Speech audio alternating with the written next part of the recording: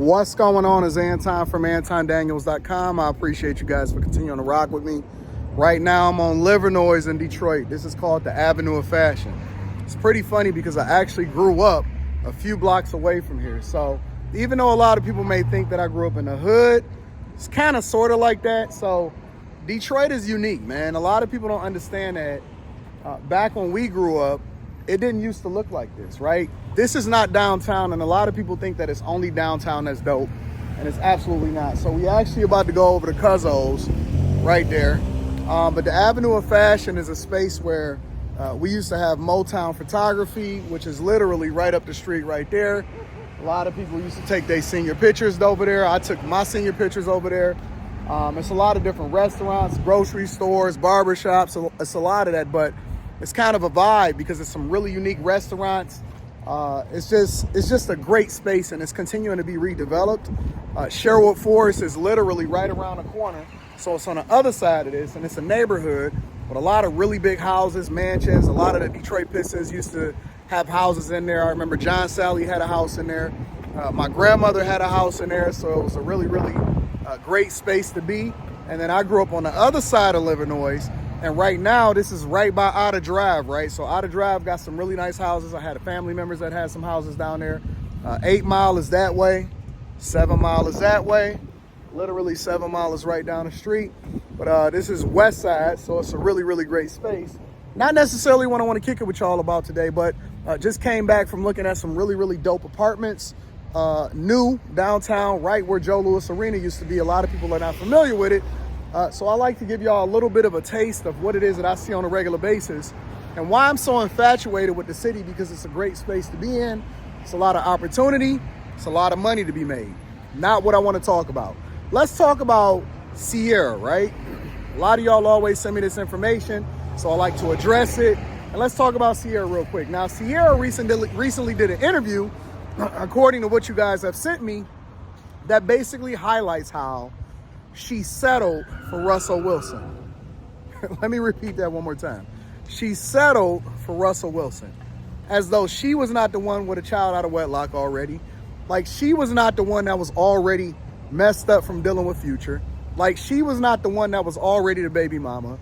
She settled for Russell Wilson. Now, also went into an article and in the videos and interviews about how the first date that she met him, it was actually at a basketball game, right?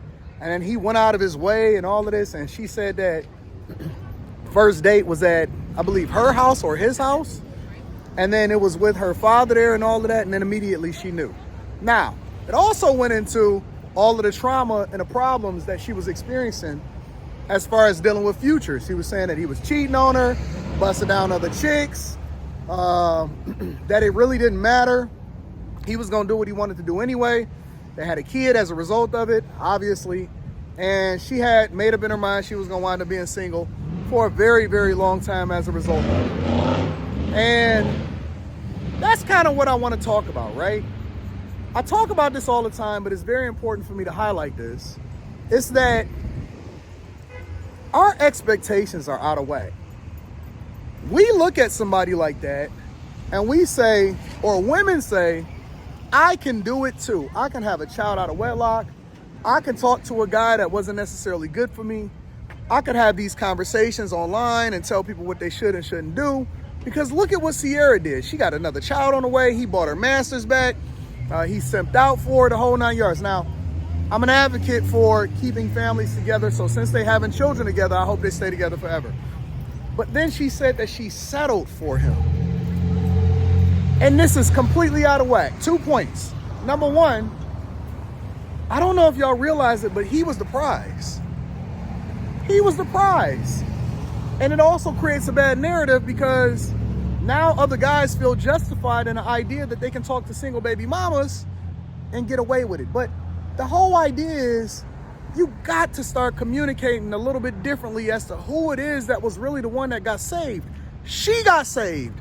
She didn't settle for him. He was the best available option and a damn good one. Like, as much as we talk about Russell Wilson sipping and stuff like that, good grief, the dude is an NFL player making an egregious amount of money, is a good guy, came and married you and all of that. Like, Come on, man. Come on, man. Y'all can't be thinking that y'all so that dope and y'all that much of the prize to where a guy is actually gonna put himself in that position the same way that she did it. She is an anomaly. She is lucky. We need to be more realistic, honestly. The second thing that I want to highlight is everybody has preferences. Everybody has the thing that they want. There's always going to be the thing that you want and then the thing that you qualify for. Occasionally you get a situation where you'll get a Russell Wilson and a Ciara, and it's not really up to me to determine whether or not she qualified for it. But based off of the optics and based off of what he could have gotten, you can say that she got lucky or she was underqualified for an overqualified candidate. But this whole settling conversation is somewhat annoying for me because everybody has something that they would shoot for, or if they can get it, they would take it, or whether or not they would even be able to keep it. But nobody has the conversation based off of the idea that you're not necessarily settling, you're just really getting what you qualify for. Whoever it is that you're with, whoever it is that you wind up being with, right? You qualify. We need to stop having this conversation based off of settling. For her to even say that in an interview, I don't even know how she can go home and feel comfortable at night. Because if I was him, I would be absolutely pissed. What you qualify for is the thing that we should be having a conversation about. And I think that people would start being a little bit more realistic about their conversations if we start talking about qualifications, because then that would start to force you into being or to being accountable for what it is that you really are instead of what you want. It's not about what you it's not about what you want. Everybody want the world. Everybody want to hit the Powerball. Everybody want to be rich. Everybody want to go and buy a Lamborghini. Everybody, and if you say that you don't, you cap, because if somebody gave you the Powerball, you would take it, you wouldn't trade it in, or you wouldn't donate the rest of it. I want to hear that.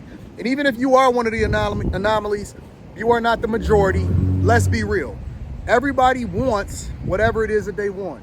Women want guys that are 6 feet with 6 packs. We know the narrative already, right? Making 6 figures.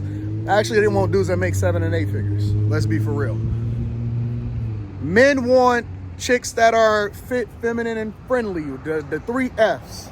And, they submissive, okay?